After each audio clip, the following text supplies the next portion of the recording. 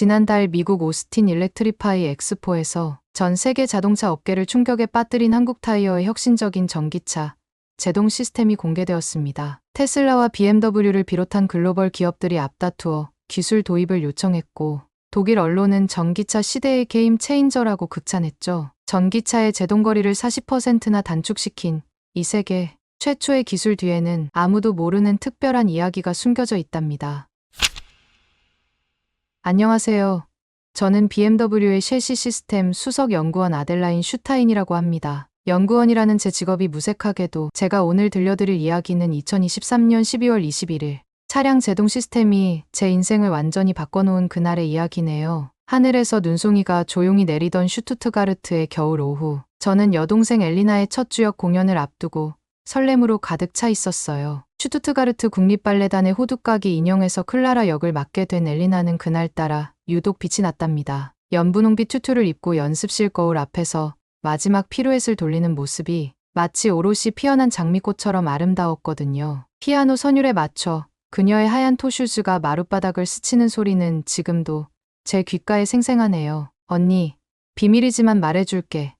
엘리나가 연습을 마치고 옷을 갈아입으며 상기된 표정으로 속삭였어요. 오늘 마르쿠스가 공연 끝나고 특별한 이벤트를 준비했대.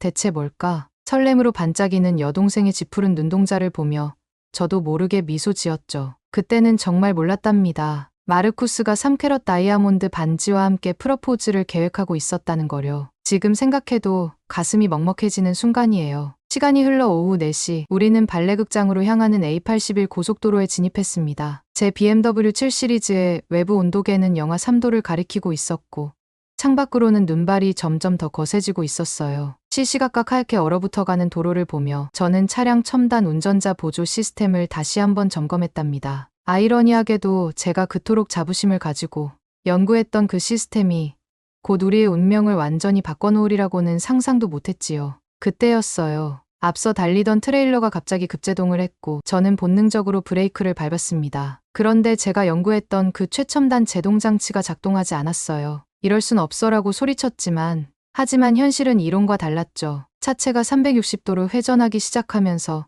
제 머리도 빙글빙글 돌기 시작했죠. 찢어지는 듯한 금속음과 함께 차체가 비틀거리면서 모든 것이 0.1초 단위로 슬로우 모션처럼 펼쳐졌어요. BMW 연구소에서 수천 번 시뮬레이션했던 충돌 상황이 실제로 일어나고 있었지만 정작 저는 아무것도 할 수 없었답니다. 다음 기억은 병원 응급실이에요. 차가운 형광등 아래 소독약 냄새가 진동하는 공간에서 의사의 목소리가 마치 망치처럼 저를 내리쳤죠. 제 여동생 엘리나의 척추가 손상되어 걸을 수 없게 될 수 있다는 말이었죠. 옆 침대에 엘리나는 이미 창백하게 굳어 있었고 멍하니 창밖만 바라보고 있었습니다. 순간 머릿속으로 수많은 생각들이 스쳐 지나갔어요. 오늘 저녁에 있을 여동생의 데뷔 공연과 그녀의 남자친구 마르쿠스의 프러포즈, 그리고 앞으로 추지 못할 제 여동생 엘리나의 발레까지. 모든 것이 제 잘못인 것 같았습니다. BMW의 수석 연구원인 제가 하필 그 순간 제동장치의 한계를 극복하지 못했다는 자책감이 저를 무겁게 짓눌렀답니다. 사고 후 일주일이 지났을까요? 병실 창가에 드리운 겨울 햇살 사이로 마르쿠스가 조심스레 들어왔어요. 한 손에는 엘리나가 평소 순수한 사랑이라며 좋아하던 하얀 프리지아 꽃다발을, 다른 한 손에는 3캐럿 다이아몬드 반지가 담긴 티파니 블루 상자를 꼭 쥐고 있었죠. 평소 완벽주의자처럼 단정했던 그의 갈색 머리는 헝클어져 있었고 지적인 인상을 주던 뿔테 안경 너머로 일주일 동안 잠 못 이룬 듯한 충혈된 눈이 보였답니다. 마르쿠스는 떨리는 목소리로 이야기를 시작했어요. 처음 엘리나의 지젤 공연을 보았던 순간부터 관객석 맨 앞줄에서 숨조차 쉴 수 없었다고 고백하더군요. 그의 떨리는 고백이 이어질 때마다 엘리나의 창백한 얼굴에 스치는 미세한 감정의 변화가 보였죠. 희망, 절망, 분노, 체념이 스쳐 지나갔어요. 마르쿠스는 더 이상의 말을 잇지 못했어요. 주머니 속 프러포즈 반지가 그의 양심을 무겁게 짓누르고 있었겠죠. 그때 엘리나가 오히려 담담하게 마르쿠스에게 가라고 말했어요. 짧은 한마디였지만 그 속에는 원망하지 않는다는 것, 그의 마음을 이해한다는 것. 하지만 이제는 끝내자는 복잡한 감정이 담겨 있었죠. 사랑하는 사람을 놓아주는 것이 진정한 사랑이라고 했던가요? 25의 엘리나는 그 순간 어른이 되어 있었답니다. 마르쿠스는 뒤돌아 나가면서 문가에 프리지아 한 송이를 남겼어요. 하필 그 꽃잎에서 떨어진 이슬방울이 엘리나의 다리 위로 떨어졌을 때 저는 처음으로 동생이 그 차가운 감촉을 영원히 느끼지 못하리라는 것을 깨달았어요. 마르쿠스가 떠난 후 엘리나는 더 이상 눈물도 보이지 않았죠. 대신 그녀의 텅 빈 눈동자에는 달빛처럼 차갑고 서글픈 체념이 깃들어 있었답니다. 그렇게 2023년 12월의 그 차가운 겨울날은 우리 모두의 인생을 완전히 바꿔놓았어요. 슈투트가르트 발레단의 차세대 프리마돈나가 될 뻔했던 내 동생 엘리나는 척추 손상으로 더 이상 춤을 출 수 없게 되었고,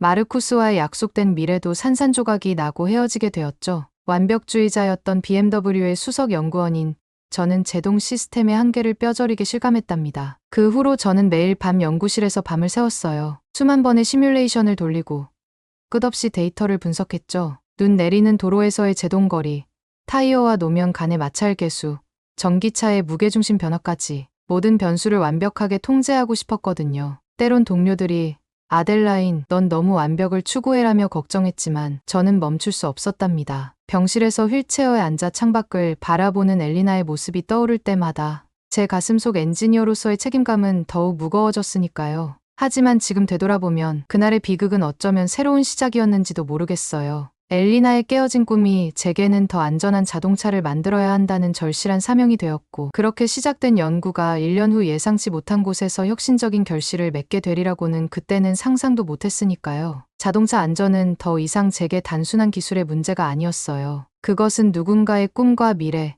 그리고 사랑을 지키는 일이 되었답니다. 이제 저는 그로부터 3개월 후 2024년 3월의 어느 봄날, 운명처럼 마주하게 된 놀라운 만남에 대해 들려드리려고 해요. 그리고 그 만남이 어떻게 세계 자동차 산업을 뒤흔드는 혁신으로 이어지게 되었는지도요. 때론 우리의 가장 큰 상처가 가장 큰 혁신의 원동력이 된다는 걸 이제야 깨닫게 되었네요. 연구에 몰두하던 어느 날, 3월의 차가운 봄바람이 미넨의 거리를 휘감고 있었어요. BMW 연구소 회의실에서는 분기별 실적 보고가 있었는데, 모니터에 비친 전기차 판매 실적 그래프를 보는 순간 제 심장이 철렁 내려앉더군요. 테슬라의 가파른 상승 곡선과 대조적으로 우리의 하락세가 마치 엘리나가 쓰러지던 순간처럼 급격하게 꺾여 있었거든요. 문제의 핵심은 제동 시스템이었습니다. 테슬라가 새로 선보인 AI 기반 제동 시스템은 마치 미래에서 온 기술 같았어요. 실시간으로 도로 상황을 학습하고 예측하는 그들의 기술은 100년의 역사를 자랑하는 우리의 전통적인 방식을 단숨에 구시대의 유물로 만들어버렸더군요. 게다가 중국의 신생업체들은 막대한 자본력으로 우리를 빠르게 추격해오고 있었죠. 저는 회의실을 나오며 창밖으로 보이는 BMW 본사 건물의 위용이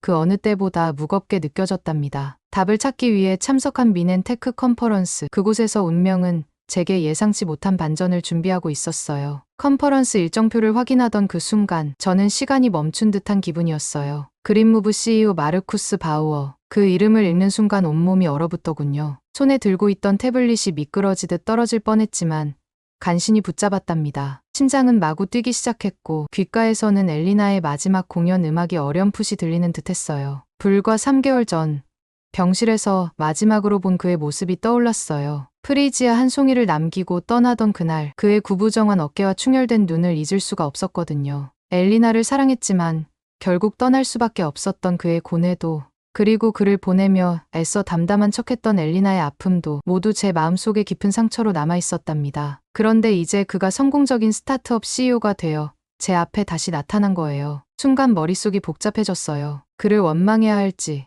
축하해야 할지, 엘리나에게 이 소식을 전해야 할지 말아야 할지, 발걸음을 돌려야 하나 고민도 했지만 전문가로서의 호기심이 저를 발표장으로 이끌더군요. 발표장에서 마주친 그의 모습은 마치 다른 사람 같았어요. 흐트러졌던 갈색 머리카락은 세련되게 정돈되어 있었고 깔끔한 네이비 수트 차림이 그에게 새로운 아우라를 부여하고 있었죠. 무엇보다도 달라진 건 그의 눈빛이었어요. 슬픔에 잠겨있던 그때의 공허한 눈동자는 사라지고 이제는 강한 자신감과 결연한 의지가 빛나고 있었답니다. 더욱 놀라운 건 그의 발표 내용이었어요. 전기 택배 차량을 위한 AI 기반 제동 예측 시스템. 그가 설명하는 기술은 제가 그토록 찾아 헤매던 해답 그 자체였거든요. 실시간으로 도로 환경을 분석하고 차량의 하중 변화까지 고려한 정교한 제동 시스템이라니. 그가 이런 혁신적인 기술을 연구하고 있었다는 사실이 믿기지 않았어요. 문득 이런 생각이 들더군요. 어쩌면 엘리나의 사고는 우리 모두에게 각자의 방식으로 새로운 사명을 준 건 아닐까요? 저에게는 더 안전한 자동차를 만들어야 한다는 절실함을, 그리고 마르쿠스에게는 AI 기술로 교통사고를 예방하겠다는 결심을. 운명이란 참 아이러니하고도 신비롭다는 생각이 들었답니다. 마르쿠스의 발표는 제 예상을 완전히 뛰어넘었어요. 전기 택배 차량의 AI 기반 제동 예측 시스템이라 그가 설명하는 새로운 패러다임은 마치 미래에서 온 것 같았답니다. 특히 실시간으로 도로의 기울기, 노면 상태, 차량 하중을 분석하여 최적의 제동력을 계산하는 알고리즘은 BMW의 수석 연구원인 제가 봐도 감탄이 절로 나왔거든요. 그의 발표를 들으며 저는 3개월 전 그날의 기억이 회복될 수 있다는 생각이 들었습니다. 발표가 끝나고 로비에서 우연히 마주쳤을 때 그 순간을 잊을 수가 없어요. 청중들의 축하를 받으며 환한 미소를 짓던 그가 저와 눈이 마주치는 순간 표정이 굳어지더군요. 잠시 정적이 흘렀고 우리는 근처 카페로 자리를 옮겼답니다. 창가 자리에 마주 앉아 서로를 바라보는 순간 묘한 긴장감이 감돌았어요. 봄볕은 따스했지만 우리 사이에는 여전히 겨울의 한기가 남아있는 듯했죠. 하지만 전문가로서의 대화가 시작되자 어색함은 순식간에 사라졌어요. AI 알고리즘, 센서 기술, 제동 시스템의 미래까지 우리의 대화는 마치 샘물처럼 끊임없이 솟아났답니다. 그의 눈빛에서 저는 더 이상 엘리나의 전 남자친구가 아닌 진정한 혁신가의 모습을 발견했어요. 우리는 서로의 연구 노트를 공유하고 태블릿으로 도표를 그려가며 3시간이 넘도록 열띤 토론을 이어갔죠. 그러다 문득 엘리나 이야기가 나왔을 때였어요. 테이블 위에 놓인 커피 잔을 만지작거리던 마르쿠스의 손가락이 살짝 떨렸고 그의 숨소리가 미세하게 거칠어지더군요. 평온을 가장하려 애쓰는 모습이 역력했지만 그의 목소리에서 미세한 흔들림이 느껴졌답니다. 제가 엘리나의 근황을 전하기 시작하자 그의 눈가에 맺힌 작은 눈물방울이 봄 햇살에 반짝였어요. 엘리나가 장애인 발레 치료 프로그램에 관심을 보이고 있다는 이야기, 아직도 포기하지 않고 자기만의 방식으로 춤을 추려 노력하고 있다는 소식을 전하는 동안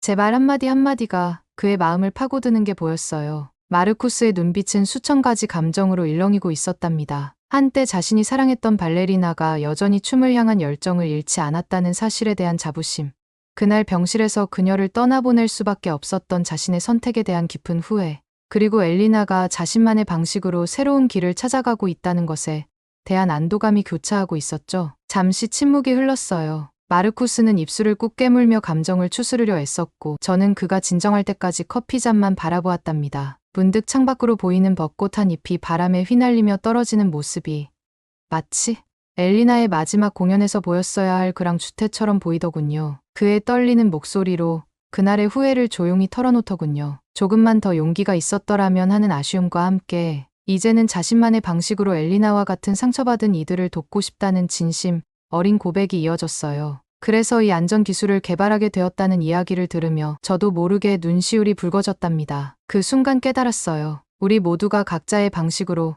그날의 상처를 치유하고 있다는 것을요. 엘리나는 발레 치료로, 마르쿠스는 AI 기술로, 그리고 저는 더 안전한 자동차를 만드는 것으로. 이렇게 우리는 서로 다른 길에서 같은 꿈을 향해 달려가고 있었던 거죠. 감정이 가라앉을 무렵 우리의 대화는 자연스럽게 기술적인 협력 가능성으로 이어졌어요. 마르쿠스의 혁신적인 AI 기술과 BMW가 100년간 쌓아온 자동차 기술이 만난다면 테슬라를 뛰어넘는 획기적인 변화를 만들어낼 수 있을 것 같았거든요. 게다가 이 기술이 실현된다면 엘리나처럼 교통사고로 상처받은 이들에게도 새로운 희망이 될 수 있을 거란 생각에 가슴이 설렜답니다. 일주일 후 BMW 본사 이사회 회의실은 그 어느 때보다 긴장감이 감돌았어요. 저는 떨리는 마음을 진정시키며 프레젠테이션을 시작했죠. 마르쿠스의 AI 기술과 우리의 제동 시스템을 접목한 새로운 비전을 설명하는 동안 이사진들의 표정이 계속 변화하는 게 보였어요. 처음에는 회의적이던 눈빛들이 테슬라와의 기술 격차를 보여주는 그래프를 보며 점차 심각해졌고 마침내 혁신의 필요성을 인정하는 듯했답니다. 특히 제가 준비한 시뮬레이션 영상이 결정타였어요. 우리의 기술이 실현된다면 제동 거리를 40%나 단축할 수 있다는 데이터를 보여주자 이사회 전체가 술렁이더군요. 결국 프로젝트는 만장일치로 승인되었고 저는 그 자리에서 바로 마르쿠스에게 전화를 걸어 좋은 소식을 전했답니다. 그렇게 우리의 협업이 시작되었어요. BMW 연구소의 한 층을 마르쿠스의 팀에게 내어주었고 저희 엔지니어들과 그의 개발자들은 밤낮 없이 새로운 기술 개발에 몰두했죠. 때로는 격렬한 토론도 있었지만 모두가 같은 꿈을 향해 달려가고 있다는 생각에 가슴이 뜨거워지곤 했어요. 그런데 말이에요. 운명이란 게 참 신기하답니다. 이렇게 시작된 우리의 도전이 2달 뒤 미국 오스틴에서 예상치 못한 전환점을 맞이하게 될 줄은 그 누구도 상상하지 못했거든요. 그곳에서 우리는 또 다른 기적 같은 만남을 경험하게 되었거든요. 오스틴의 4월은 생각보다 더웠답니다. 섭씨 30도를 웃도는 텍사스의 따가운 햇살이 컨벤션 센터의 유리창을 뜨겁게 달구고 있었는데 그날의 열기는 단순히 날씨 때문만은 아니었던 것 같아요. BMW의 최첨단 전기차 기술을 선보이러 마르쿠스와 함께 일렉트리파이 엑스포에 참가했을 때만 해도 제가 그토록 자부심을 가졌던 독일의 기술력이 이렇게 흔들리게 될 줄은 상상도 못했거든요. 전시장을 둘러보면서 각국의 기술 수준이 마치 명암처럼 선명하게 드러났습니다. 브리지스톤을 비롯한 일본 업체들은 여전히 전통적인 고무 소재 연구에만 매달려 있었고 중국의 기업들은 100명이 넘는 부스 직원들과 대형 LED 월을 설치해놓고도 정작 보여줄 기술은 미미해 보였죠. 테슬라조차 전년도 모델과 크게 달라진 것이 없어 보이더군요. 그러다 문득 갈 길이 멈춘 곳이 있었는데 그곳이 바로 한국타이어의 아이온 부스였답니다. 처음에는 그저 평범해 보이는 부스였는데 가까이 다가갈수록 그들의 본질이 보이기 시작했어요. 다른 부스들의 현란한 조명과 요란한 음악 대신 절제된 미니멀 디자인과 투명, LED 스크린에 펼쳐진 실시간 데이터가 시선을 사로잡았거든요. 그들의 시뮬레이션 기술은 말 그대로 충격이었어요.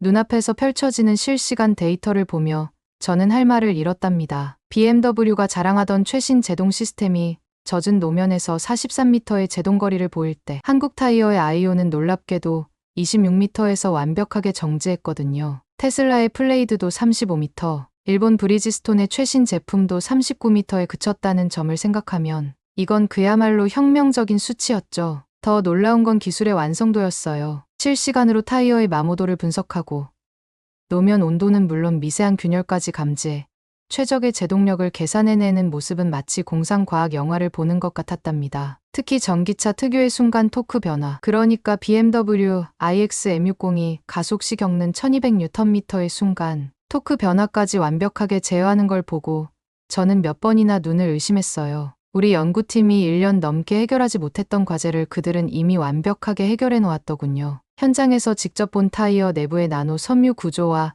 AI 센서의 정교함은 충격 그 자체였습니다. 독일이 자랑하던 컨티넨탈의 최신 기술이 마치 구시대의 유물처럼 느껴질 정도였어요. 심지어 영하 30도의 혹한과 영상 50도의 폭염에서도 동일한 성능을 유지한다는 데이터를 보며 저는 그간 우리가 가졌던 자부심이 얼마나 안일했는지 깨달을 수밖에 없었죠. 김영길 수석연구원을 만났을 때의 그 순간을 잊을 수가 없어요. 우리가 그토록 집착하던 독일식 정밀함이란 것이 무색해질 만큼 그들의 기술은 이미 우리를 몇 년은 앞서 있었으니까요. BMW M모델의 트랙 테스트에서도 입증되지 않았던 극한의 코너링 성능이 그들의 일반 타이어에서 구현되는 걸 보며 전통이라는 자부심으로 가득 찼던 제 마음속에 처음으로 진정한 위기감이 밀려들었답니다. 김영길 수석은 제가 상상했던 것과는 전혀 달랐어요. 처음엔 수수한 정장 차림에 겸손한 태도로 인사를 건네던 그가 기술 이야기가 시작되자 마치 다른 사람으로 변한 것 같았거든요. 특히 신소재에 대해 설명할 때의 그 눈빛은 마치 슈투트가르트 발레단의 무용수들이 무대 위에서 보여주던 열정을 닮아 있었답니다. 그의 설명은 저를 완전히 압도했어요. 나노 단위의 고분자 구조를 재배열해 만든 신소재는 영하 30도에서 영상 50도까지 안정적인 성능을 유지한다고 하더군요. 게다가 기존 타이어보다 무게는 30% 가볍고 내구성은 2배 이상 높았죠. BMW 연구소에서 10년을 연구해도 도달하지 못할 수준이라는 생각이 들었답니다. 특히 충격적이었던 건 전기차의 급가속과 급제동 시 발생하는 엄청난 토크에도 완벽하게 대응한다는 점이었어요. 우리가 수년간 해결하지 못했던 문제를 그들은 이미 해결해 놓았더군요. 제가 믿기지 않는다는 표정을 지으니 김 수석은 조용히 태블릿을 꺼내 실험 데이터를 보여주었습니다. 그 순간 저는 할 말을 잃었어요. 대화가 이어지면서 우리는 자연스럽게 개인적인 이야기로 넘어갔답니다. 그때 김 수석이 꺼낸 이야기는 마치 제 이야기를 듣는 것 같았어요. 10년 전 서울의 어느 겨울밤, 그의 동생은 의대 실습을 마치고 응급실로 향하던 길이었다고 해요. 눈이 내리는 한강변 도로에서 트럭의 급제동으로 시작된 연쇄 추돌 사고. 아이러니하게도 수많은 생명을 살리려 했던 예비 의사가 그렇게 떠나버렸다는 이야기를 하는 김 수석의 목소리가 점점 흐려지더군요. 그날도 이렇게 눈이 내렸어요. 김 수석의 떨리는 말에 저도 모르게 창밖으로 시선이 향했습니다. 마침 오스틴의 하늘에서도 봄비가 내리고 있었거든요. 그는 사고 당시 타이어 연구원이었지만 동생을 지킬 수 없었다는 자책감에 몇 달을 시름시름 앓았다고 해요. 그 말을 듣는 순간 제 눈앞에 엘리나의 모습이 스쳐 지나갔어요. 휠체어에 앉아 창밖만 바라보던 그 뒷모습이 김 수석은 이어서 말했어요. 동생이 꿈꾸던 의사의 길은 영원히 사라졌지만 그 대신 자신이 평생을 바쳐 생명을 지키는 안전 기술을 연구하기로 결심했다고요. 한 의사의 꿈이 사라진 대신 수많은 사람들의 생명을 지키는 기술을 만들겠다는 그의 결연한 눈빛에서 저는 깊은 동질감을 느꼈답니다. 우리는 서로 다른 나라, 다른 문화에 있지만 같은 아픔과 같은 사명감을 가진 사람이었던 거예요. 그날 저녁 우리는 오스틴의 조용한 한식당으로 자리를 옮겼어요. 따뜻하게 피어오르는 김치찌개의 김처럼 우리의 대화도 계속해서 깊어져 갔죠. 마르쿠스가 자신의 AI 시스템을 설명하기 시작했는데 실시간으로 운전자의 패턴을 학습하고 도로 환경을 분석해 최적의 제동력을 예측한다는 내용이었어요. 그때 김 수석의 눈빛이 반짝이더군요. 그의 혁신적인 신소재 기술과 마르쿠스의 AI가 결합되면 제동거리를 40% 이상 단축할 수 있다는 계산이 나왔거든요. 밤이 깊어갈수록 우리의 계획은 더욱 구체화되었답니다. 마치 오케스트라의 각 파트가 하나둘 어우러지며 완벽한 하모니를 만들어내듯 우리의 기술도 서로를 보완하며 하나가 되어갔어요. 마르쿠스의 AI 예측 시스템이 두뇌라면 BMW의 차량 설계 기술은 근육, 한국 타이어의 혁신적인 소재 기술은 마치 피부 감각과도 같았죠. 우리 셋의 기술이 마치 운명처럼 맞아떨어지는 순간 이 만남이 단순한 우연이 아니라 각자의 상처가 만들어낸 숙명 같다는 생각이 들었답니다. 열기 가득했던 우리의 대화에 차가운 현실이 끼어들었어요. 바로 BMW 본사의 보수적인 태도였죠. 100년이 넘는 역사를 자랑하는 BMW는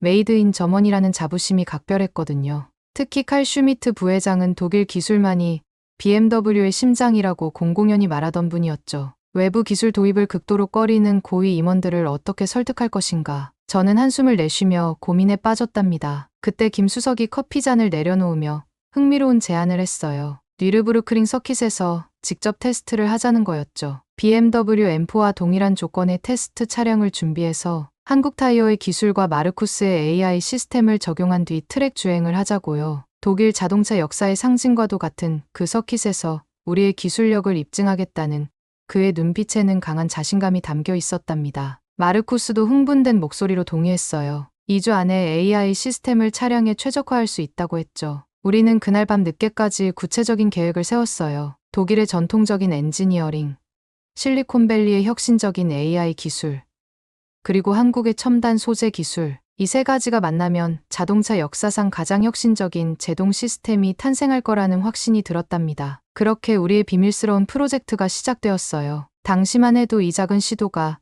전 세계 자동차 산업의 패러다임을 완전히 바꿔놓게 될 줄은 아무도 몰랐죠. 이제 제가 다음 챕터에서 들려드릴 이야기는 우리가 불가능을 어떻게 현실로 만들었는지, 그리고 그 과정에서 맞닥뜨린 예상치 못한 반전들에 관한 것입니다. 2024년 10월 15일 미넨의 가을 하늘은 유난히 높고 청명했답니다. 시험주행장에는 전 세계 40개국의 미디어들이 운집해 있었고 긴장감 때문인지 공기마저 차갑게 느껴졌어요. CNN, BBC를 비롯한 글로벌 미디어들이 BMW와 한국 타이어의 혁신적 도전이라는 제목으로 실시간 중계를 준비하고 있었고 특히 일본과 독일의 자동차 전문지 기자들의 표정이 심상치 않더군요. 우리는 최악의 조건을 완벽하게 재현했습니다. 시험주행장의 한쪽은 빗물을 뿌려 0.1mm의 수막을 형성했고 다른 한쪽은 영하 15도의 온도로 블랙아이스를 만들었죠. 게다가 인공 안개까지 발생시켜 시야를 5m 이내로 제한했어요. 테슬라의 자율주행 테스트도 도요타의 안전성 평가도 감히 시도하지 못했던 극한의 환경이었답니다. 미쉐린과 브리지스톤이 이런 조건에서는 아예 테스트 자체를 거부했다는 것을 나중에 알게 되었죠. 테스트 차량이 출발선에 섰을 때 저는 심장이 멎는 줄 알았어요. 김 수석이 개발한 나노 섬유 구조의 특수 타이어가 장착된 BMW i7이 서서히 움직이기 시작했는데 그 순간부터 전문가들 사이에서 웅성거림이 들렸답니다. 보통의 타이어와는 완전히 다른 노면, 접지 방식이 육안으로도 확인되었거든요. 마르쿠스의 AI 시스템은 0.001초 단위로 타이어의 상태를 분석하며 차량을 완벽하게 제어했고 시속 120km까지 가속하는 동안에도 흔들림 하나 없었죠. 그리고 마침내 급제동의 순간, 그때의 광경은 차량 안전의 역사를 새로 쓴 순간이었어요. 젖은 노면에서도 얼음길에서도 차량은 완벽한 안정성을 유지하며 정확히 제자리에 멈춰 섰거든요. 기존 제품들과 비교해보니 제동거리가 무려 42.8% 단축되었다는 게 실시간 데이터로 증명되었답니다. 특히 블랙아이스 구간에서도 단 한 번의 미끄러짐 없이 완벽한 제동이 이뤄진 건 전문가들조차 불가능하다고 여겼던 일이었죠. 10초간의 침묵이 흐른 뒤 현장은 폭발적인 환호성으로 가득 찼어요. 독일 아우토 모토 운트 슈포트지의 수석 평론가 한스 밀러는 떨리는 목소리로 100년 독일 자동차 역사의 한계를 뛰어넘은 순간을 목격했다고 극찬했고, 프랑스 르몽드지는 자동차 안전의 패러다임이 완전히 바뀌었다며 특별 기사를 긴급 송고하더군요. 특히 일본 미디어들의 반응이 인상적이었어요. NHK는 생중계를 잠시 중단했다가 다시 시작할 정도였고, 브리지스톤 기술연구소장은 얼굴이 창백해진 채 자리를 떴다는 소문도 들렸답니다. 그도 그럴 것이 브리지스톤이 10년간 투자한 연구비가 무려 1조 원이 넘는데도 달성하지 못한 꿈의 목표를 한국타이어가 단 6개월 만에 이뤄낸 거니까요. CNN의 중계 아나운서는 코리안 테크놀로지 쇼크스 더 월드라는 타이틀로 특보를 시작했고, 독일 현지 언론들은 한국이 독일을 추월했다는 다소 충격적인 헤드라인을 쏟아냈어요. 그 순간 김 수석과 눈이 마주쳤는데 그의 눈가에 맺힌 작은 눈물이 한국인으로서의 자부심을 대변하는 것 같았답니다. 하지만 이날의 진정한 감동은 그 후에 시작되었어요. 관람석 한켠에서 조용히 지켜보고 있던 엘리나를 위한 특별한 순간이 준비되어 있었거든요. 김 수석이 밤낮으로 연구에 특별 제작한 차량이 등장했을 때 현장의 모든 이들이 다시 한번 숨을 들이마셨답니다. 완전 자동화된 휠체어 탑승 시스템은 마치 우주선의 문이 열리듯 부드럽게 작동했고, 특수 제동 시스템은 어떤 움직임에도 흔들림 없는 안정감을 제공했어요. 엘리나가 그 차에 탑승했을 때 그녀의 눈에서 흘러내린 눈물은 단순한 감동의 눈물이 아니었어요. 그것은 새로운 시작에 대한 희망의 눈물이었죠. 무용수로서의 꿈은 끝났지만 이제는 자신처럼 상처받은 이들에게 새로운 희망을 전하는 스승이 되겠다는 결심이 그녀의 눈빛에서 빛났답니다. 그리고 그때 마르쿠스가 준비한 또 다른 깜짝 선물이 공개되었어요. 위넨 교회의 아름다운 숲속에 건립될 장애인 발레 아카데미의 조감도가 대형 스크린에 나타났거든요. 최첨단 재활시설과 특수교육 프로그램은 물론 한국의 재활공학 기술까지 접목된 미래형 교육시설이었죠. 특히 엘리나를 위한 특별 교육실에는 그녀가 휠체어에 앉은 채로도 학생들을 완벽하게 지도할 수 있는 첨단 장비들이 갖춰져 있었어요.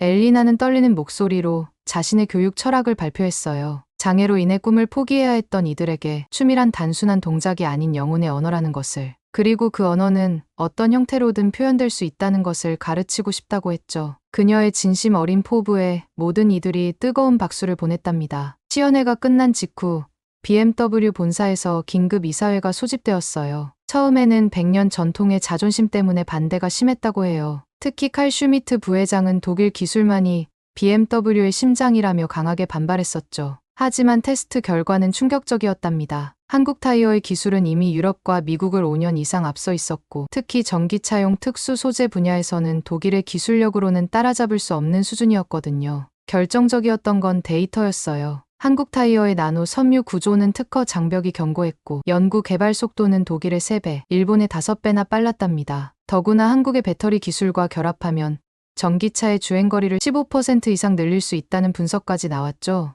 이 모든 자료를 검토한 칼 슈미트 부회장은 우리는 역사적인 결단을 해야 한다며 입장을 완전히 바꾸었더군요. 그리고 이틀 뒤 BMW는 전 세계 미디어들 앞에서 한국 타이어와의 합작 연구소 설립 계획을 정격 발표했어요. 투자 규모만 해도 20억 유로, 한화로 약 3조 원에 달하는 역대급 프로젝트였죠. 위넨과 대전에 설립될 연구소는 단순한 기술 협력을 넘어 미래 모빌리티의 새로운 표준을 만들어갈 거점이 될 거랍니다. 독일 현지 언론들은 메르세데스 벤츠도 한국행 티켓을 준비 중이라는 후속 기사를 쏟아냈고, 첫 번째 성과로 우리가 개발한 안전 기술은 EU의 신규 전기차 표준 규격으로 지정되었어요. 일본과 중국이 격렬히 반대했지만 압도적인 기술력 앞에서는 아무도 이의를 제기할 수 없었죠. 특히 테슬라가 자사의 모든 차량에 우리의 시스템을 도입하겠다고 발표했을 때는 김 수석의 얼굴에 잔잔한 미소가 번졌던 게 기억나네요. 그날 저녁 엘리나의 발레 아카데미 개원식은 마치 동화처럼 아름다웠어요. 현대식 건물 외벽에는 한국의 전통 문양이 은은하게 새겨져 있었고, 달빛 아래 반짝이는 유리 외벽은 마치 발레리나의 투투 드레스처럼 빛났죠. 입구에는 김 수석이 직접 쓰신 한글로 희망이라는 글씨가 전시되어 있었는데, 그 단어가 가진 의미처럼 우리 모두에게 새로운 시작을 알리는 것 같았답니다. 개원식의 하이라이트는 휠체어 발레단의 공연이었어요. 특수 제작된 장비의 도움을 받아 무대 위에서 춤추는 장애인 무용수들의 모습은 그 어떤 발레 공연보다 감동적이었죠. 엘리나는 눈물을 흘리며 자리에서 일어나 무대로 향했어요. 이제는 더 이상 프리마돈나가 아닌 장애인 발레 교육자로서의 첫 발걸음을 내딛는 순간이었죠. 그녀는 휠체어로 즉흥 공연을 선보였는데 그 순간만큼은 그 어떤 무용수보다도 빛나 보였답니다. 객석에서 지켜보던 마르쿠스의 눈빛이 10개월 전 그날처럼 반짝였어요. 공연이 끝나고 그가 조심스레 엘리나에게 다가갔을 때 서로를 바라보는 눈빛에는 후회와 그리움, 미안함과 설렘이 복잡하게 뒤섞여 있었죠. 무대 위에 춤이 끝난 후 엘리나는 자신의 첫 제자들에게 발레의 기본 자세를 가르치기 시작했어요. 휠체어에 앉아서도 할 수 있는 동작들을 하나하나 설명하는 모습에서 저는 새로운 희망을 발견할 수 있었답니다. 밤이 깊어가는 테라스에서 우리 넷은 오랫동안 이야기를 나눴어요. 와인잔에 비친 달빛처럼 우리의 대화도 깊이를 더해갔죠.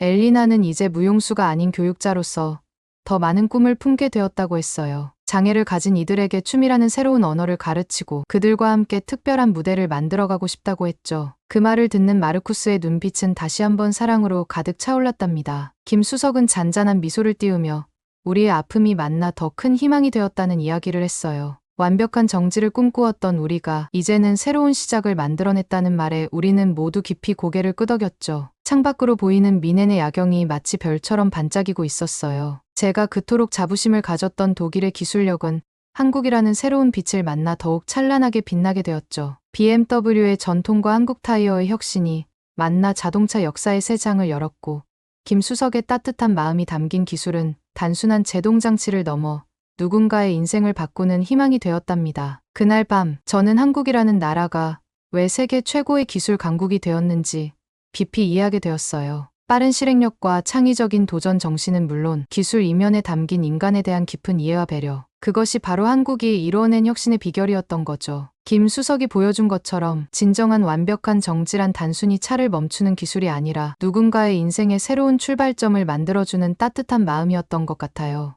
이제 우리의 이야기는 새로운 장을 향해 달려가고 있어요. 한국 타이어가 이끄는 혁신적인 기술이 만들어낼 더 안전한 세상을 향해 김 수석의 마음이 담긴 특수 장비들로 엘리나와 그녀의 제자들이 그려낼 새로운 무대를 향해 그리고 한국과 독일이 함께 꿈꾸는 더 따뜻한 미래를 향해 우리는 지금 다시 완벽한 시작점에 서 있답니다. 그리고 이 모든 시작은 한국이라는 작지만 위대한 나라가 있었기에 가능했던 것 같네요. 오늘 사연은 여기까지입니다. 어떻게 들으셨나요? 오늘 사연이 재미있으셨다면 구독 버튼 한 번만 눌러주세요. 저는 더 좋은 사연으로 찾아뵐게요. 감동도서관이었습니다. 감사합니다. 서울 중구 소공동 황구단이 있던 자리에 1914년 문을 연 조선호텔이 올해로 110주년을 맞았습니다. 한 세기가 넘는 세월 동안 이 호텔은 우리나라 근현대사의 무언의 증인이었죠. 그런데 올해 놀라운 이야기가 밝혀졌어요. 1948년 조센호텔로에서 조선호텔로 이름이 바뀌던 날 우리가 몰랐던 또 다른 역사가 시작되고 있었거든요. 세계적 호텔 전문가인 제가 우연히 발견한 그 놀라운 이야기를 들려드릴게요. 인천공항에 내린 순간 서울의 가을이 저를 반겼어요. 하늘은 한 폭의 동양화처럼 맑고 청명했고 도로변을 따라 늘어선 은행나무들은 황금빛으로 물들어 있었죠. LA에서만 살아온 제게는 모든 것이 새롭고 신선했답니다. 안녕하세요. 저는 세계 호텔 전문가로 일하고 있는 디나 페리스라고 해요. 35년 인생의 절반을 호텔과 함께 보냈다고 해도 과언이 아니죠. 할아버지는 미국 호텔업계의 1세대로 뉴욕 플라자 호텔의 총지배인을 지내셨거든요. 어린 시절부터 호텔은 제 놀이터였고 지금은 포시즌스 호텔 브랜드 전략 담당 이사로 일하고 있답니다. 두바이 버즈 알 아랍의 황금빛 화려함도 파리 리츠의 우아한 자태도 제게는 그저 평가 대상이었을 뿐이에요. 매년 50여 개의 최고급 호텔을 평가하면서 감동보다는 분석이 먼저였죠. 그런데 웨스틴 조선 서울은 첫 순간부터 달랐어요. 조선호텔 정문에 들어서자 황궁의 기품 있는 자태가 가장 먼저 눈에 들어왔어요. 현대적인 호텔 외관과 고풍스러운 황궁의 조화가 마치 한 편의 수채화 같았죠. 로비로 들어서자 통유리 창을 통해 쏟아지는 가을 햇살이 대리석 바닥에 반사되어 은은한 빛을 만들어내고 있었고 전통 문양을 현대적으로 재해석한 인테리어는 마치 예술 작품을 보는 듯했어요. 환영합니다, 페리스님. 프런트 직원이 밝게 미소 지으며 말을 건넸죠. 그 순간 저는 깨달았어요. 두바이에서 경험한 과도한 친절이나 파리의 격식 있는 응대와는 전혀 다른 마치 오랜 친구를 맞이하는 듯한 따뜻함이 느껴졌거든요. 심지어 제 이름 뒤에 붙은 님이라는 호칭에서조차 특별한 정중함이 묻어났답니다. 체크인을 마치고 있을 때 우아한 발걸음으로 한 남자가 다가왔어요. 185cm의 훤칠한 키에 완벽하게 재단된 차콜, 그레이 수트를 입은 그는 마치 영화 속 한 장면처럼 인상적이었죠. 검은 넥타이와 은은하게 빛나는 커프스 단추까지 그의 모든 것이 세련되어 보였어요. 홍보팀 과장이라고 자신을 소개한 남광일 씨는 깊이 있으면서도 부드러운 목소리로 저를 맞이했어요. 특히 영어와 한국어를 자유자재로 구사하는 모습이 인상적이었죠. 110년의 역사가 담긴 호텔을 직접 안내하고 싶다는 그의 제안에는 묘한 설렘이 담겨 있었어요. 마치 비밀스러운 모험을 제안하는 것 같았달까요? 투어는 정말 특별했어요. 남광일 과장은 단순히 시설을 설명하는 것이 아니라 각 공간에 숨겨진 이야기들을 들려주었죠. 1920년 히로히토 황태자가 머물렀던 스위트룸부터 한국전쟁 당시 이곳이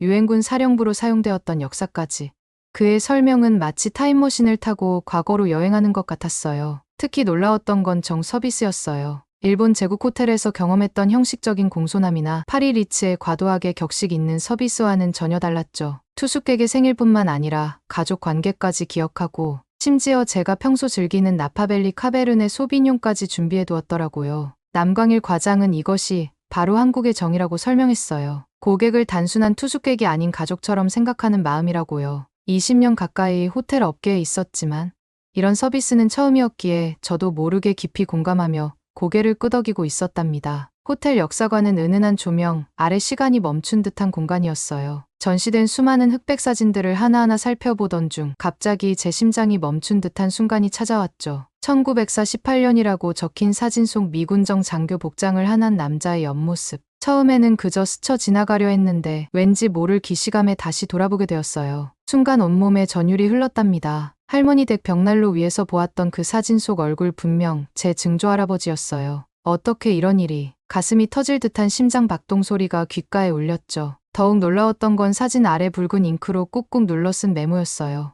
호텔 이름 변경 프로젝트 최우선 기밀이라는 글자가 선명했죠. 제 가문의 역사와 이 호텔이 어떤 연관이 있는 걸까요? 참을 수 없는 호기심과 궁금증으로 사진을 자세히 들여다보고 있을 때 갑자기 등 뒤로 누군가의 기척이 느껴졌어요. 처음에는 다른 관람객이려니 했는데 왠지 모를 날카로운 시선이 계속 느껴지더군요. 불안한 마음에 고개를 돌렸더니 세련된 검은색 슈트를 차려입은 일본인 남성 둘이 제 모습을 예의주시하고 있었어요. 특히 한 사람은 저보다는 제가 보고 있던 사진에 더 관심이 있어 보였죠. 그의 손에 들린 수첩에는 뭔가를 빠르게 메모하고 있었고 안경 너머로 보이는 눈빛은 마치 정보 요원 같은 날카로움이 있었어요. 그들이 우연히 이곳에 온 관광객은 아닌 것 같다는 직감이 들었죠. 제 할아버지 사진에 관심이 있는 건지 조선호텔에 관심이 있는 건지 도통 알 수가 없었습니다. 이 사진에 관심이 있으신가요?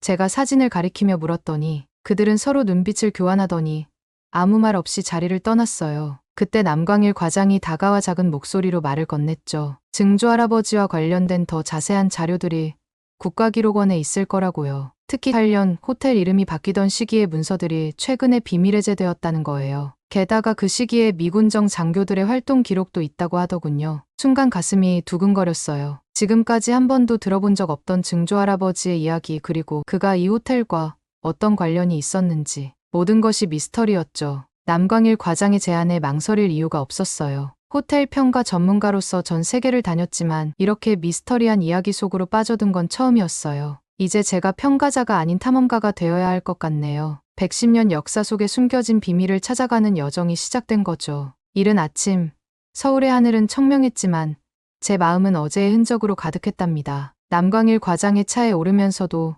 증조할아버지의 사진이 자꾸만 떠올랐네요. 그분이 미군정 장교로서 이 땅을 밟았다는 사실이 마치 오래된 퍼즐 조각을 발견한 것처럼 신기했거든요. 차 안에서 남광일 과장은 국가기록원 방문에 대해 상세히 설명해 주었어요. 웨스틴 조선 호텔의 110주년 기념 프로젝트 담당자로서 특별 열람 허가를 받았다는 거였죠. 게다가 세계적인 호텔 전문가인 제가 함께한다는 점이 설득력을 높여주었나 봐요. 국가기록원에 도착하자 한 노신사가 로비에서 우리를 기다리고 계셨답니다. 75세쯤으로 보이는 김영수 수석연구관님이었는데 진한 회색 양복에 금태 안경을 쓴 모습이 참 인상적이었어요. 특히 깊이 있는 눈빛은 마치 수십 년의 역사를 직접 본 것만 같은 무게감이 느껴졌죠. 그런데 김 연구관님의 첫 마디가 저를 놀라게 했어요. 제 증조할아버지 윌리엄 블룸에 대해 언급하시더니 1948년 당시 호텔과 관련된 중요한 인물이었다고 하시는 거예요. 심지어 그분의 아버지, 즉 제 증조할아버지께서 미군정 시절 호텔 관련 특별 임무를 맡으셨다는 이야기까지 꺼내시는데 순간 등골이 서늘해졌답니다. 제가 알던 가족사보다 이분이 더 많은 것을 알고 계신 것 같아 보였거든요. 김영수 연구관님이 꺼내놓은 낡은 가족 바인더 속에는 제가 알지 못했던 놀라운 역사가 담겨 있었어요. 서류들을 조심스럽게 펼치시던 그분의 손가락이 미세하게 떨리는 걸 보며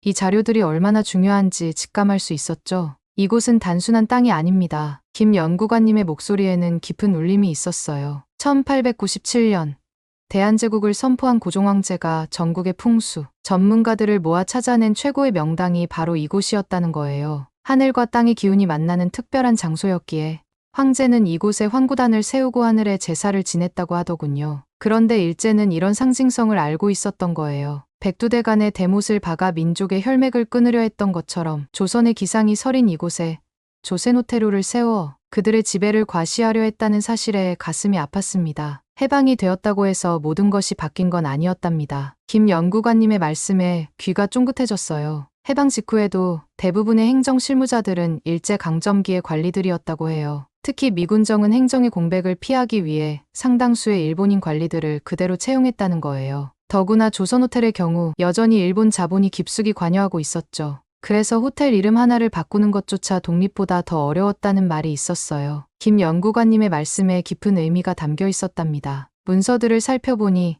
호텔의 일본식 명칭을 바꾸려 할 때마다 수많은 행정적 방해가 있었더군요. 심지어 일본 측은 상표권 문제까지 거론하며 완강히 저항했대요. 이승만 정부가 추진하는 탈일본화 정책에 대해 일선 관료들의 소극적인 태도도 큰 걸림돌이었다고 해요. 바로 그때 제 증조할아버지께서 중요한 역할을 하셨더군요. 미군정 장교의 신분으로 이승만 정부의 정책을 적극 지원하시면서 일본 측의 방해를 막아내셨대요. 특히 일본인 관리들의 비협조적인 태도를 문제 삼아 대대적인 인사 개편까지 이끌어내셨다는 기록도 있었답니다. 서류를 넘기다 제 손이 멈췄어요. 거기에는 제 증조할아버지의 서명과 함께 강력한 어조의 보고서가 있었거든요. 조선의 완전한 독립을 위해서는 일상에서부터 식민지의 흔적을 지워야 한다는 내용이었죠. 순간 가슴이 뭉클해졌어요. 해방 이후의 진정한 독립을 위해 싸운 분들의 노력이 이렇게 호텔 하나의 이름을 바꾸는 작은 싸움 속에도 깊이 스며 있었다는 걸 알게 됐거든요. 순간 눈시울이 뜨거워졌어요. 미국인이었던 증조할아버지께서 한국의 독립을 위해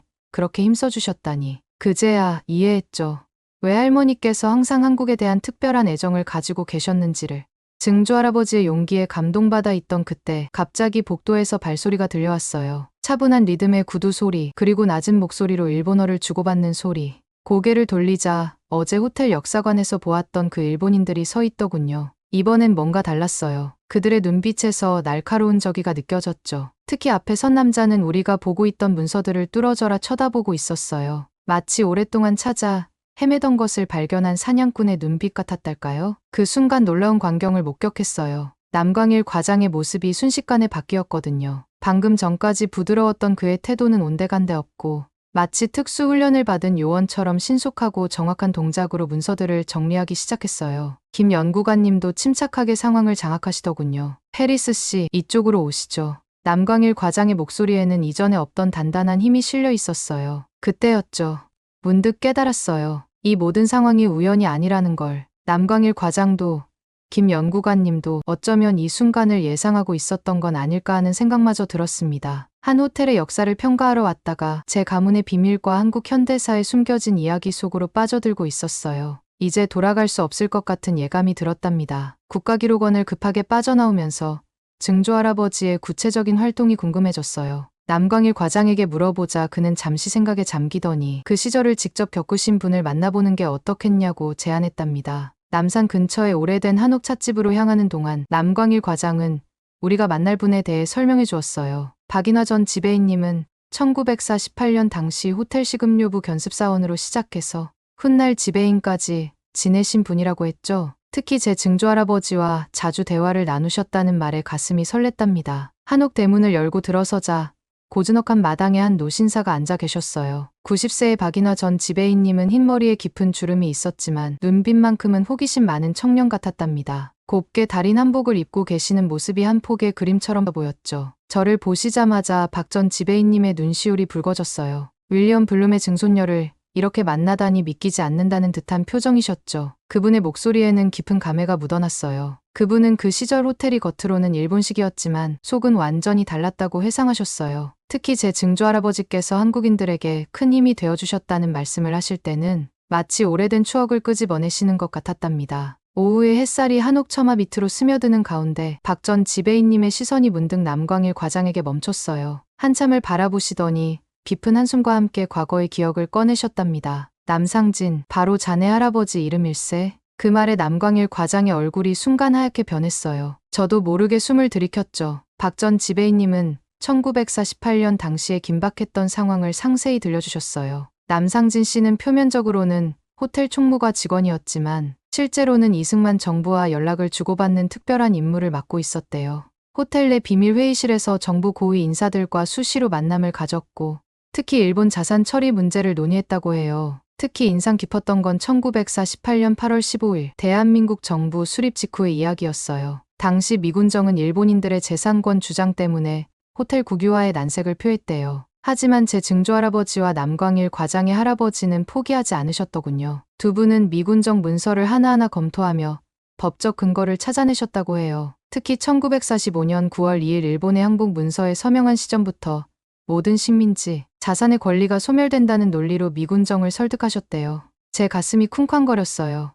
증조할아버지께서 이런 중요한 역할을 하셨다니. 게다가 남광일 과장의 할아버지와 함께 일하셨다니. 운명이란 게 정말 신기하단 생각이 들었답니다. 박 전 지배인님의 이야기를 들으며 문득 할머니의 말씀이 떠올랐네요. 할머니는 늘 책상 앞에 앉아 일기를 쓰시면서 역사는 기록하는 자의 것이라고, 우리가 기록하지 않으면 우리의 이야기는 사라지고 말 거라고 말씀하시곤 했거든요. 그 말씀이 이제야 가슴 깊이 와닿았답니다. 한동안 침묵이 이어지던 그때 남광일 과장의 눈빛이 달라졌어요. 마치 오랫동안 고민해왔던 이야기를 꺼내려는 듯한 깊이가 느껴졌죠. 그는 김도윤 총무과장님의 비밀 일지 이야기를 꺼냈는데 그분이 모든 것을 기록으로 남기셨을 거라고 했답니다. 그러자 창가에 앉아 계시던 박 전 지배인님의 표정이 순간 굳어졌어요. 깊은 주름 사이로 긴 한숨을 내쉬시더니 떨리는 목소리로 오래된 이야기를 꺼내시기 시작했습니다. 김도윤 과장님은 1945년 해방 직후 이 호텔의 첫 한국인 간부였다면서 겉으로는 평범한 총무과장이었지만 실제로는 독립운동의 핵심 인물이었다고 하시더군요. 잠시 말을 멈추고 주변을 살피시던 박 지배인님은 목소리를 더 낮추며 김도윤 과장님이 호텔을 통해 드나드는 모든 정보를 장악하고 계셨고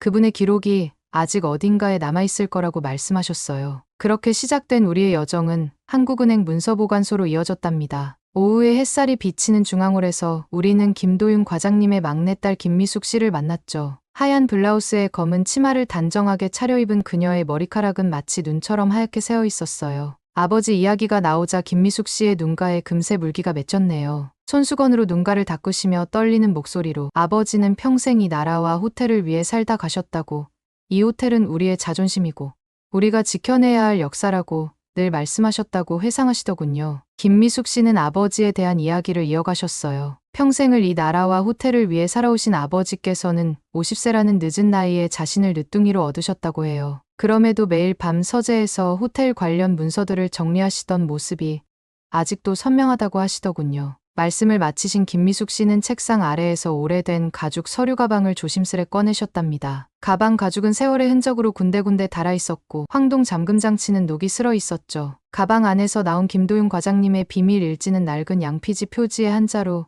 일지라고 쓰여 있었어요. 떨리는 손으로 일기장을 펼치는 순간 오래된 흑백 사진 한 장이 살며시 미끄러져 나왔네요. 1948년 8월이라고 적힌 사진 속에는 증조할아버지와 남상진 씨가 호텔 정원에서 나란히 서 계신 모습이 담겨 있었어요. 그런데 그때였어요. 갑자기 복도 끝에서 발소리와 함께 누군가가 다가오더니 문서보관실 문이 거칠게 열렸답니다. 마스모토 켄지라는 전 제국호텔 법무팀장이었는데 그는 우리의 방문 소식을 어떻게 들었는지 일부러 찾아온 듯했어요. 완벽하게 다려진 검은색 정장 차림이었지만 이마에 땀방울과 흐트러진 넥타이가 그의 급한 행보를 말해주고 있었죠. 그는 우리를 보자마자 서둘러 문서 열람 중단을 요구했어요. 날카로운 목소리로 이 문서들이 제국호텔의 자산이니 즉시 반환하라고 했죠. 그의 손이 미세하게 떨리는 것을 보니 이 문서들이 단순한 기록 이상의 의미를 가지고 있다는 걸 직감할 수 있었답니다. 하지만 김미숙 씨의 반응은 의외로 단호했어요. 아버지의 개인 기록을 볼 권한이 그들에게 없다며 오히려 어떤 자격으로 이런 요구를 하는 건지 되물으셨죠. 그 목소리에는 아버지의 유산을 지키려는 강인한 의지가 담겨 있었답니다. 긴장감이 감도는 순간 남광일 과장이 한 걸음 앞으로 나섰어요. 그의 당당한 걸음걸이와 단단한 눈빛에서 평소와는 다른 강인함이 느껴졌답니다. 마스모토를 정면으로 바라보며 우리가 이 문서들의 진정한 의미를 이미 알고 있다고, 특히 식민지 시기 자산 반환 문제와 연관되어 있다는 사실을 짚어냈죠. 그 말이 떨어지자마자 마스모토의 얼굴에서 핏기가 싹 가셨어요. 그의 이마에 식은땀이 맺히더니 단정했던 넥타이를 무의식적으로 만지작거리며 불안한 기색을 감추지 못하더군요. 우리가 이미 모든 진실을 파악하고 있다는 걸 깨달은 듯했답니다. 잠시 침묵이 흐르고 그는 떨리는 목소리로 이 일의 심각성을 다시 한번 경고하고는 서둘러 자리를 떠났어요. 마침내 우리는 김도윤 과장님의 일지를 자세히 살펴볼 수 있었죠. 낡은 양피지를 한 장 한 장 넘기다 보니 놀라운 사실들이 하나둘씩 드러났어요. 특히 1945년 8월 15일 해방 이후의 기록이 굉장히 상세했답니다. 일본인들이 한밤중에 서둘러 숨긴 문서들의 위치가 마치 보물지도처럼 상세히 표시되어 있었고, 심지어 각 문서마다 붉은 잉크로 쓰인 암호화된 메모까지 있었네요. 김도윤 과장님의 암호화된 메모를 따라 특별문서고 가장 안쪽으로 들어갔어요. 오래된 서가들 사이로 먼지 냄새가 가득했고 희미한 형광등 불빛 아래에서 우리는 한 장 한 장 문서들을 확인했답니다. 그러다 낡은 서류철 맨 아래에서 결정적인 문서를 발견했습니다. 1943년 8월 15일자로 작성된 제국호텔의 소유권 포기 각서였는데 일본어와 영어로 병기되어 있었고 제국호텔 이사회의 직인까지 선명하게 찍혀 있었어요. 문서를 자세히 살펴보니 이건 단순한 행정 서류가 아니었죠. 일제가 자발적으로 재산권을 포기했다는 역사적 증거였던 거예요. 특히 향후 어떠한 권리도 주장하지 않는다는 문구가 굵게 강조되어 있었답니다. 이 소유권 포기 각서는 엄청난 역사적 의미를 지니고 있었어요. 무엇보다 조선 총독부가 아닌 제국호텔이 자발적으로 포기했다는 점이 결정적이었죠. 이는 단순한 한 호텔의 소유권 문제를 넘어서는 것이었답니다. 특히 이 문서는 현재 쟁점이 되는 식민지 시기 재산 반환 문제의 핵심 선례가 될 수 있었어요. 일본이 주장하는 합법적 절차라는 논리가 완전히 무너질 수 있는 증거였거든요. 더구나 황구단터라는 상징적인 장소에 지어진 호텔이었기에 그 의미는 더욱 컸답니다. 게다가 이 문서는 다른 주요 시설물들의 유사한 포기 각서 존재 가능성도 시사하고 있었어요. 이는 현재 진행 중인 강제동원 배상 문제에도 큰 영향을 미칠 수 있는 사안이었죠. 한일 과거사 협상에서 한국 측의 입지를 크게 강화할 수 있는 역사적 증거인 셈이었답니다. 더욱 중요한 건 이 문서가 오늘날 조선호텔이 이룬 세계적 성공의 정당성을 입증하는 증거라는 점이었어요. 일본의 제국호텔을 뛰어넘어 아시아를 대표하는 호텔로 성장한 것이 우연이 아니었다는 걸 보여주는 셈이죠. 그 순간 남광일 과장의 얼굴이 환하게 밝아졌어요. 그의 눈빛에서 승리의 기쁨이 느껴졌죠. 110주년 기념식에서 이 진실을 공개하자는 그의 제안에 저도 모르게 심장이 빠르게 뛰기 시작했답니다. 이제 조선호텔의 역사는 새롭게 다시 쓰이게 될 거예요. 문서를 조심스럽게 다시 넣으면서 문득 깨달았죠. 제가 지금 이 순간 한국 근현대사의 한 페이지를 다시 쓰는 증인이 되고 있다는 거요. 할머니가 말씀하신 것처럼 진정한 역사는 이렇게 기록하는 자의 손에서 다시 태어나는 걸까요? 110주년 기념식 날 아침, 조선호텔의 모습은 마치 신부처럼 빛나고 있었어요. 그랜드 볼룸의 대리석 기둥 사이로 스며드는 햇살이 크리스탈 샹들리에에 부딪혀 온 공간을 황금빛으로 물들이고 있었죠. 100년이 넘는 세월 동안 이 호텔이 지켜본 역사가 이 찬란한 빛 속에 고스란히 담겨 있는 것만 같았답니다. 로비에 들어서자 할머니께서 저를 기다리고 계셨어요. 평소 우아한 자태를 잃지 않으시던 할머니가 그날은 마치 소녀처럼 가벼운 발걸음으로 달려오시는 모습에 저도 모르게 미소 짓게 되었네요. 할머니의 눈빛에서는 설렘과 긴장감이 동시에 묻어났는데 마치 오래전 증조할아버지의 모습을 보는 것만 같았답니다. 어제 발견한 소유권 포기 각서를 꺼내 보여드리자 할머니의 눈시울이 붉어졌어요. 떨리는 손으로 서류를 쓰다듬으시더니 작은 가죽 가방에서 오래된 편지 한 통을 꺼내셨죠. 증조할아버지께서 남기신 편지였는데 갈색으로 변색된 종이에는 조선의 완전한 독립과 호텔의 찬란한 미래를 바라는 간절한 마음이 담겨 있었답니다. 바로 그때 남광일 과장이 긴급한 발걸음으로 다가왔어요. 야마구치 켄 제국호텔 회장이 기념식장에 도착했다는 소식이었죠. 순간 공기가 얼어붙는 듯했지만 할머니는 오히려 더욱 단단한 눈빛으로 편지를 꾹 쥐셨어요. 우리 모두의 마음속에는 같은 생각이 들었답니다. 75년 전 증조할아버지께서 지키고자 하셨던 이 호텔의 자존심을 이제는 우리가 지켜낼 차례라는 것을요. 기념식이 시작된 황구단터에는 늦가을에 청명한 하늘이 펼쳐져 있었어요. 은행나무 아래 마련된 기념식장에서 봉정수 실장님이 이곳의 역사적 의미를 설명하시는데 그의 목소리에는 특별한 울림이 담겨 있었답니다. 1897년 고종황제께서 대한제국의 독립을 선포하신 곳이자 하늘의 제사를 지내던 성스러운 장소라는 설명에 참석자들의 표정이 숙연해지더군요. 특히 제임스 리처드슨 회장은 깊은 감동을 받은 듯했어요. 30년간 세계의 수많은 호텔을 평가해온 그가 조선호텔을 특별히 주목한 이유는 바로 이 역사적 의미와 전통문화의 현대적 계승 때문이었답니다. 그는 조선호텔만의 정성 서비스가 한국의 전통 예법과 현대적 감각이 완벽하게 조화를 이룬 최고의 사례라고 평가하더군요. 드디어 제가 연단에 올라 소유권 포기각서를 공개하는 순간이었어요. 가을 햇살 아래서 누렇게 변색된 문서를 조심스레 들어올리자 참석자들 사이에서 작은 탄성이 흘러나왔죠. 75년 전 이 순간을 위해 증조할아버지와